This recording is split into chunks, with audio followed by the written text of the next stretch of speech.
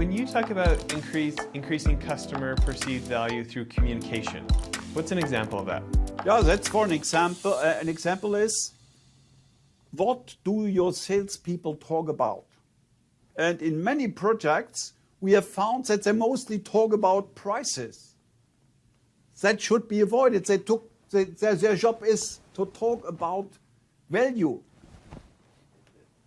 How reliable we are, how punctual we are, that we take back products which are not accepted by the customers, that we are flexible, that we offer personal contact. They should talk. They spend 80–90% of their time, they should talk about value.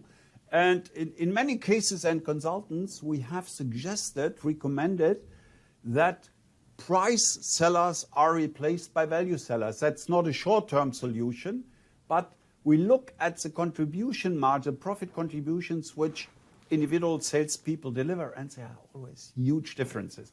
And we found out that most of the low-margin salespeople are price sellers. They always talk about discounts, grant discounts, etc. So this is just an example. Value communication of salespeople can change the whole picture compared to price communication. It's interesting, as you say that, like how I'm thinking about that for our businesses, of like, how are we communicating, and do we need to relook at it? And specifically, do we need to retrain our teams? Because we probably do. I probably need to retrain myself. In two ways. I already mentioned the psychological toughening, as I call it. I don't know whether that's well expressed in English. They are exposed to much more pressure, more difficult negotiations. So role games, etc., could help them experience from tougher sales guys.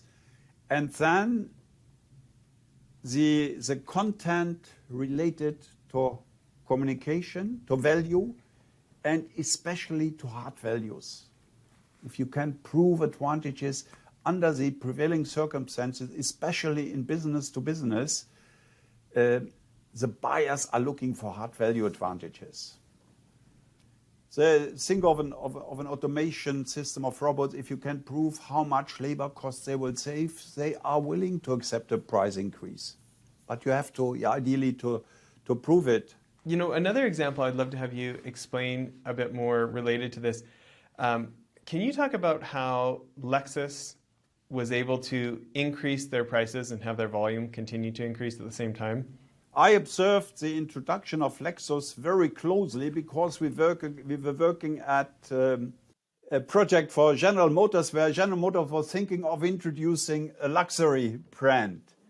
And of course, Lexus from Toyota has an excellent reputation for quality, product quality, but that was not the only thing. They offered to pick up the car for maintenance at the customer's location and a couple of add-on services.